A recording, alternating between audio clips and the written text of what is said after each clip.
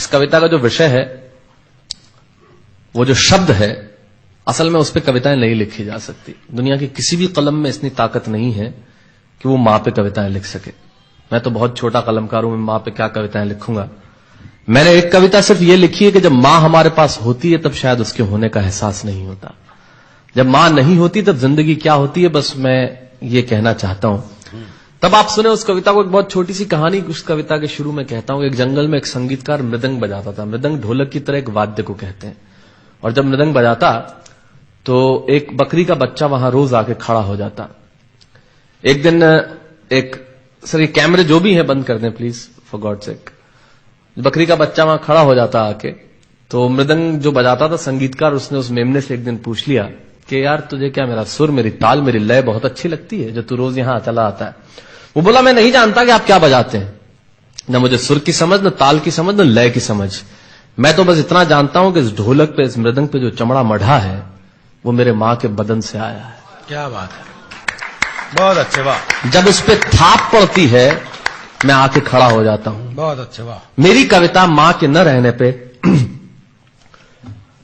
भीतर से पड़ी हुई थाप की कविता है, तब सुनाना चाहता हूं। इस कविता में अगर आपके आंसू बाहर की दुनिया की यात्रा करना चाहे तो रोकिएगा मत। अगर आपको ठीक लगे, जैसा कहता हूं जब मां नहीं होती तब जिंदगी क्या होती है। एक मुनव्वर राणा साहब का शेर उधार लेता हूं कि किसी के हिस्से में मकान आया, किसी के हिस्से में दुकान आई, मैं सबसे छोटा था, मेरे हिस्से में मां आई। क्या बात है, वाह वाह, बहुत अच्छा। तब कहता हूं कि कल जब उठकर काम पर जा रहा था तो अचानक लगा कि कोई रोक लेगा मुझे। कल जब उठकर काम पर जा रहा था तो अचानक लगा कि कोई रोक लेगा मुझे और कहेगा खड़ा खड़ा दूध मत पी, हजम नहीं होगा। मुझे लगा कोई कहेगा खड़ा खड़ा दूध मत पी, हजम नहीं होगा। 2 घड़ी सांस ले ले, अरे इतनी ठंड और कोट भूल गया, इसे भी अपने पास ले ले। मन में सोचा मां रसोई से बोली होंगी जिसके हाथों में सना आटा होगा।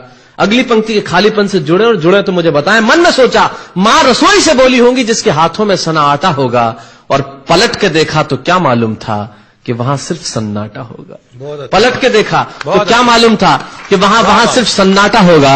अरे अब हवाएं ही तो बात करती हैं मुझसे। जब कोई नहीं होता तब अंतरिक्ष बात करता है, निर्वात बात करता है, वैक्यूम बात करता है। तब कहता हूं अरे अब हवाएं ही तो बात करती है मुझसे।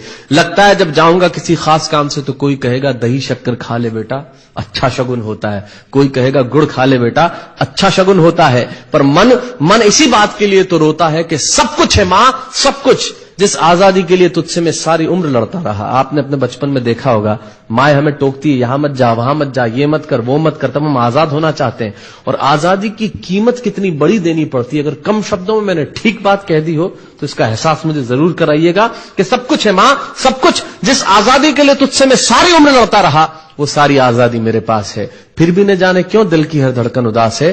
कहता था ना तुझसे मैं वही करूंगा जो मेरे जी में आएगा, और आज मैं वही सब कुछ करता हूं जो मेरे जी में आता है। बात यह नहीं है कि मैं जो चाहूं कर लूं, मुझे कोई रोकने वाला नहीं है। बात है तो इतनी सी कि सुबह देर से उठूं ना तो कोई टोकने वाला नहीं है। बहुत अच्छे, वाह वाह, बहुत अच्छे, वाह वाह वाह वाह। बात है तो इतनी सी कि सुबह देर से उठूं ना तो कोई टोकने वाला नहीं है। रात को देर से लौटूं तो कौन नाराज होगा भला, कौन कहेगा बार बार कि अब कहां चला। आप ही की जिंदगी के कुछ दृश्य चुराता हूं और आप ही को सौंपता हूं। रात को देर से लौटूं तो कौन नाराज होगा भला, कौन कहेगा बार बार कि अब कहां चला। दोस्तों के साथ घूमने पर उल्हाने कौन देगा, मेरे वो तमाम झूठे बहाने कौन देगा। सच कहा साहब, गम की चोटें जख्मों पे फौलाद से ज्यादा क्या होगी, और मां की दौलत दुनिया में औलाद से ज्यादा क्या होगी। तब कहना चाहता हूं कि रात को देर से लौटूं तो कौन नाराज होगा भला, कौन कहेगा बार बार कि अब कहां चला। दोस्तों के साथ घूमने पर उल्हाने कौन देगा, मेरे वो तमाम झूठे बहाने कौन देगा। कौन कहेगा कि इस उम्र में क्यों परेशान करता है। हाय राम, ये लड़का क्यों नहीं सुधरता है। पैसे कहां खर्च हो जाते हैं तेरे, क्यों नहीं बताता है। सारा दिन मुझे सताता है, रात को देर से आता है, खाना गर्म करने को जागती रहूं, खिलाने को तेरे पीछे भागती रहूं, बहाती रहूं आंसू तेरे लिए। कभी कुछ सोचा है मेरे लिए। खैर मेरा तो क्या होना है और क्या हुआ है, इस बुढ़िया का तो क्या होना है और क्या हुआ है। तू खुश रह लेना यही दुआ है, और आज तमाम खुशियां ही खुशियां। जीवन में जो सर्वश्रेष्ठ एक पंक्ति जो ईश्वर ने मुझे सौंपी वो मैं आपको सौंपता हूं।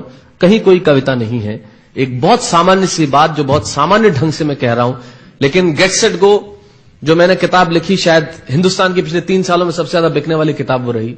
14 भाषाओं में उसका अनुवाद हुआ। वाह वाह में मैं रोज टीवी पे बोलता हूं, मेरे लाखों लफ्ज कुर्बान करता हूं सिर्फ उस एक पंक्ति पे जो ईश्वर ने मुझे सौंपी, और कहीं कोई कविता नहीं है, आप ही का भाव आपकी उठा को सौंपता हूं और देता हूं, और जिस विश्वास के साथ मैंने लिखा उस विश्वास के साथ आपको देता हूं कि मेरा तो क्या होना है और क्या हुआ है, इस बुढ़िया का तो क्या होना है और क्या हुआ है, तू खुश रह लेना यही दुआ है। और आज तमाम खुशियां ही खुशियां, गम ये नहीं है कि कोई ये सब खुशियां बांटने वाला होता, पर कोई तो होता जो गलतियों पे डांटने वाला होता। बहुत अच्छे, वाह वाह वाह वाह, बहुत अच्छे, वाह। गम ये नहीं है कि कोई ये सब खुशियां बांटने वाला होता, पर कोई तो होता जो गलतियों पे डांटने वाला होता। और अंतिम पंक्तियां देता हूं कि तू होती ना तो हाथ फेरती कभी सर पर या हल्के से बाम लगाती, आवाजें दे देकर सुबह उठाती, दिवाली पे टीका लगाकर रुपए देती और कहती बड़ों के पांव छूना आशीर्वाद मिलेगा, कपड़े मत फाड़ना अगला कपड़ा अगली दिवाली को सिलेगा। बहन को सताता तो तू चांटे मारती, बीमार पड़ता तो रो रो के नजरें उतारती, परीक्षा से आते ही खाना खिलाती, पिता की डांट का डर दिखाती, फिर पिता की डांट से तू ही बचाती, इसे नौकरी मिल जाए ये तरक्की करे दुआओं में हाथ उठाती, और तरक्की के लिए वतन छोड़ देगा ये सुन के दरवाजे के पीछे चुपके चुपके आंसू बहाती। सब कुछ है मां, सब कुछ, आज तरक्की की हर रेखा तेरे बेटों को छू के जाती है, पर मां हमें तेरी बहुत याद आती है। बहुत अच्छा।